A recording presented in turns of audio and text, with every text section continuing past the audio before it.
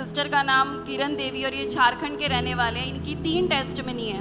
पहली टेस्टमनी बहन बता रहे हैं कि 2008 में इनकी शादी हुई और 2017 में बहन व्यभिचार में किसी के साथ रिलेशन में थे, और ये बता रहे हैं कि थोड़े समय बाद इनको लगा कि ये सब गलत है और ये बाहर आना चाहते थे, पर ये बाहर नहीं आ पाते थे। ये बता रहे हैं जिसके कारण इनके मन में चिड़चिड़ापन, गुस्सा और परिवार में लड़ाई झगड़ा, बहुत ज़्यादा ये परेशान थे। और ये बता रहे इतना ज़्यादा परेशान हो गए तो इनका मरने का मन करता था कि मैं सुसाइड ही कर लेती हूँ। जय मसीह की अपोस्टल जी। जय मसीह की। और जय मसीह कलीसिया, सभी भाई बहनों को जय मसीह की। मेरा ये गवाही है कि मैं बाहर नहीं आ पा रही थी व्यभिचार से, मैं बहुत टूट चुकी थी। और उसी टाइम ने एक बहन सुसमाचार सुनाई और मैं तुरंत स्टैंड में अपना मन फिरा ली कि ये गलत है और हमको ये सब अब नहीं करना है। और मैं प्रभु में आगे बढ़ने लगी और मैं बढ़ी। प्रभु को धन्यवाद कि छुटकारा हमें मिला। हालेलुया।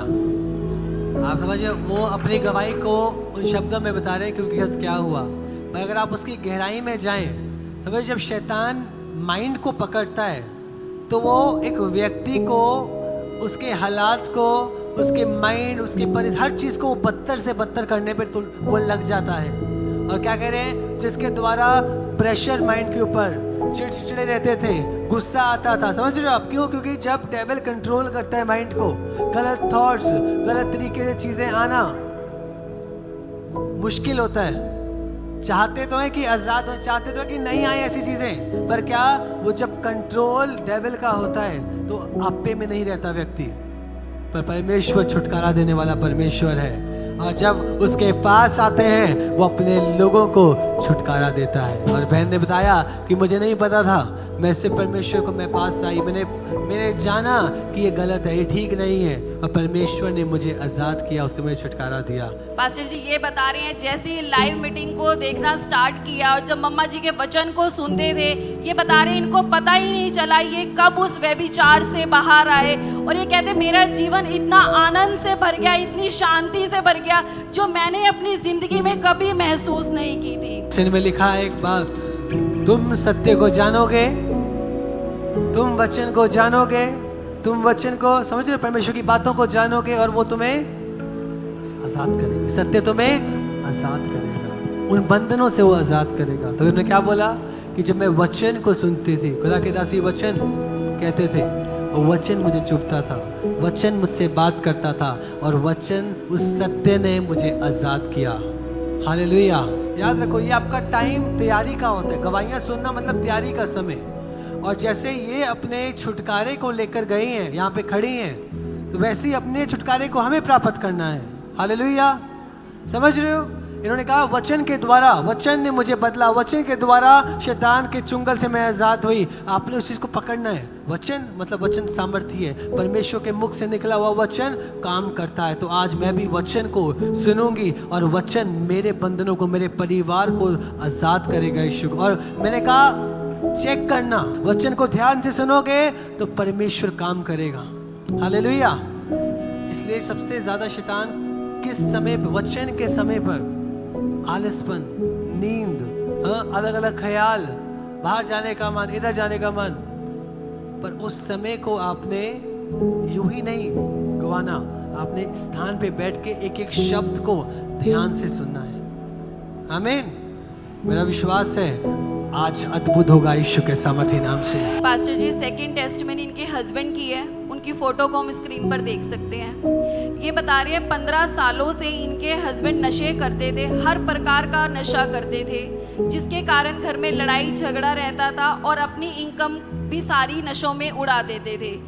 और ये बता रहे हैं कि प्रभु में थे जब मम्मा जी घोषणा करते थे कि आपको नशे की दुष्ट आत्मा छोड़कर जा रही है, ये अपने हस्बैंड के लिए रिसीव करते थे। ये बता रहे अपने हस्बैंड को बताते थे प्रभु के बारे में, पर वो इनकी बात बिल्कुल भी नहीं सुनते थे। इन्होंने बोला प्रभु आप ही मेरे हस्बैंड को छुड़ाएंगे। और ये बता रहे हैं एक दिन उन्होंने इतनी ज़्यादा ड्रिंक की कि जैसे ही वो घर आए उनको सांस आना बंद हो गया। और ये बता रहे जैसे ही डॉक्टर के पास लेकर गए, डॉक्टर ने इमीडिएट उनको आईसीयू में एडमिट कर लिया। डॉक्टर ने बोला कि इनके टेस्ट होंगे, और जब टेस्ट की रिपोर्ट आई तो उसमें उन्होंने बताया कि इनको अस्थमा का अटैक हुआ है। अब इनको लाइफ टाइम इनहेलर लेना पड़ेगा और बहुत सारी मेडिसिन इनको दी गई और वो पूरी लाइफ इनको मेडिसिन खानी पड़ेगी। बहन बता रहे हैं, बहन बहुत ज़्यादा परेशान हुए। डॉक्टर्स के पास जब गए थे तो डॉक्टर्स ने क्या किया, उनको वहीं पे रख लिया? हाँ जी, डॉक्टर ने बोला कि इनकी सांसें उखड़ रही थी तो डॉक्टर ने बोला इनको एडमिट करना पड़ेगा, और डॉक्टर ने बताया इनको अस्थमा का अटैक हुआ है, जिसके कारण लाइफ टाइम ये इनहेलर यूज़ करेंगे और इनहेलर कभी भी इनसे दूर नहीं होगा, क्योंकि ये अटैक किसी भी समय पड़ सकता है जी। और लाइफ टाइम इनकी मेडिसिन चलेंगी। और डॉक्टर ने इनको आईसीयू में रखा। बहन ने इमीडिएट कॉल सेंटर पर कॉल किया और प्रेयर करवाई।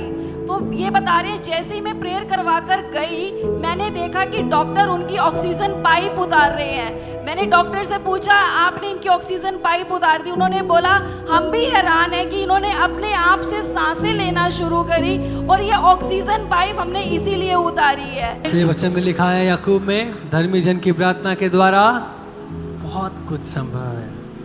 डॉक्टर्स ने प्लान किया, शैतान ने प्लान किया, नशे के द्वारा पहले पकड़ा हुआ है, फिर सांसों के ऊपर अटैक, अस्थमा के द्वारा डॉक्टर ने क्या कहा कि पूरा जीवन इनहेलर लेना पड़ेगा इन्हें। हाँ जी। परंतु परमेश्वर का अलग प्लान था।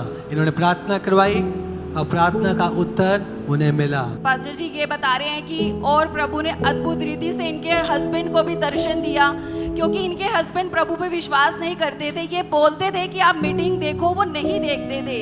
ये बता रहे हैं कि इनके हस्बैंड ने इनको बाद में बताया कि आईसीयू में जब मैं बीमार था, जब मुझे ऑक्सीजन पाइप लगी थी, मैंने प्रभु को अपने पास देखा और मैं हैरान था। तुम सच बोलती थी कि प्रभु जिंदा है, वो जीवित है, वो अद्भुत काम करता है।